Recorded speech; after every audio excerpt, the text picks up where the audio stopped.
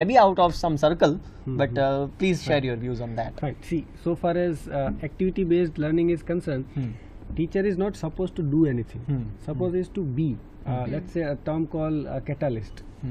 So he is not doing something, but his presence makes difference. Yes. Right. So whether we like it or not, students are taking you seriously, as long as you do. Right. Now, what in activity that you define the activity, you give the activity, and you remain present. Now, you try the same in your absence. Does the same activity work? It will not, because your presence make that difference. Right. So you give the activity, make your presence felt, and make them light enough to do.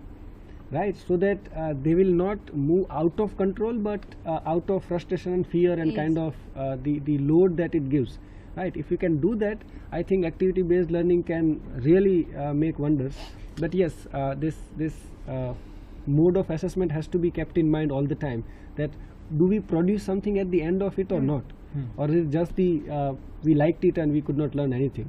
So it should not happen. So yes, assessment has to be kept all the way from the beginning to end in mind while carrying out any activity in the class. Well.